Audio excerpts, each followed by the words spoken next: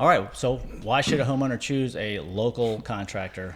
There's a lot of them that came from out of state. Yep. Big storm. It happens all the time. Yeah, so I would say there's a lot of reasons, really. Some of the biggest things is, number one, a local contractor. And I think it's important that, again, we're clarifying that term contractor. The state of North Carolina allows some things of replacing a roof that you don't necessarily have to have a license for. Right? We can be open and honest about that, but we are fully licensed, we're fully insured, and I think that's important because as a homeowner, I've sat on both sides of this. I've had a hail claim on my house when I lived in Georgia, so I've sat on both sides of this, but having a licensed contractor gives you more insurance as the homeowner. It's another agency, it's another licensing board that you can go to if something were to fall through with whatever happens with your roof. So I think that's very important. Number two, a local one.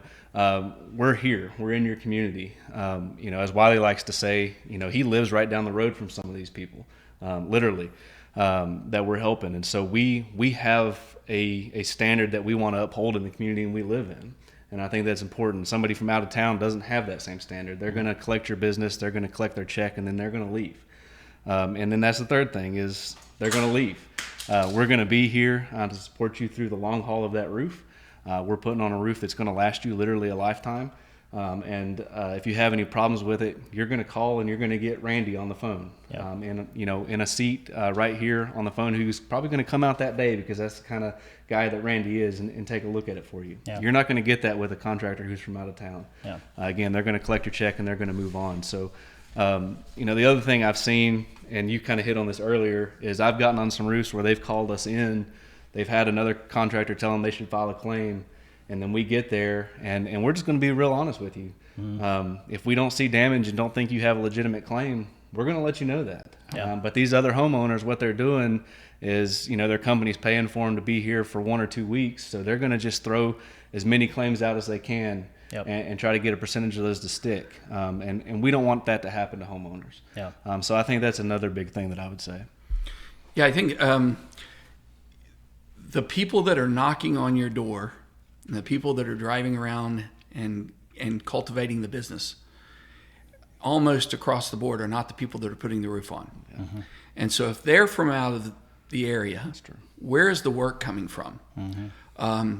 They're either partnering up with people that they have no idea what their work product is, Right. or they're bringing workers from somewhere else to do the work.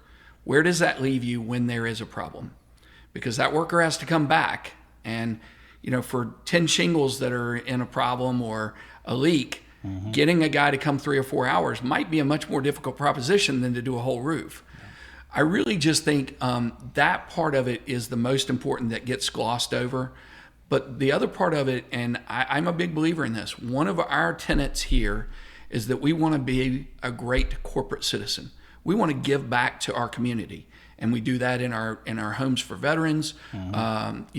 We do that when we sponsor some of the volunteer work that we do, and we try to keep that local, and we try to continue to pour into our community and better the community through our prosperity, right? So we have a vested interest in seeing this community do well, and the people that live in this community. And when we have folks that drive in to collect a check, and there's nothing wrong with that, that's business. I understand people are going to do that. But at the end of the day, that money doesn't stay in this community. That money goes back to another community, and that may or may not be a problem for you. So look, there's nothing wrong with it. You do what's right for you. But we do want you to understand that we've given some thought to it. We choose not to go chase a lot of different things. Have we gone before when it's been an incredible amount of overwhelming need? Yes, but we see that as continuing our offering of helping people when they need it. Not because, hey, our balance sheet isn't looking so great, we should probably go do this. And it hasn't been too far where we can't realistically service them, in a Correct. timely manner. We are already licensed in that state. Yeah, We're already exactly. doing business in that state. We don't go to some place where Wisconsin we're or whatever. No. Exactly. Yeah. I know this specifically. I think you're probably talking about the one down in South Carolina, which is less than 2 hours from us. So that's And we have crews there that we've been exactly. doing That we business use, in that area. Yeah. A quick story. We saw a sign of a roofing company that I'd never seen before. We looked them up. They were out of town. And then the next day, literally saw a Facebook ad where they were trying to look for crews. So they didn't even know who they were going to use to put on your roof. And so I would say just do your research. Do your research on the contractor that you're choosing. And whether that's us or somebody else, to make sure you're getting a quality contractor to do the job. And one of the things that I think really makes it easy now is, look, you can get a phone number for a local area, whether you're there or not. Yeah. And so I've kind of been keeping a running log of, I don't recognize that name, I'll look it up. And I go to their website and look at their service areas. And we're not listed in their service areas. Yeah. Now, so they didn't update their website. They just got a phone number.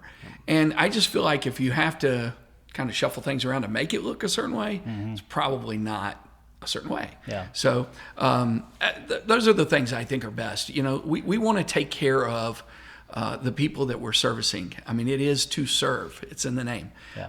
And we can't do it if we're not there. Yeah.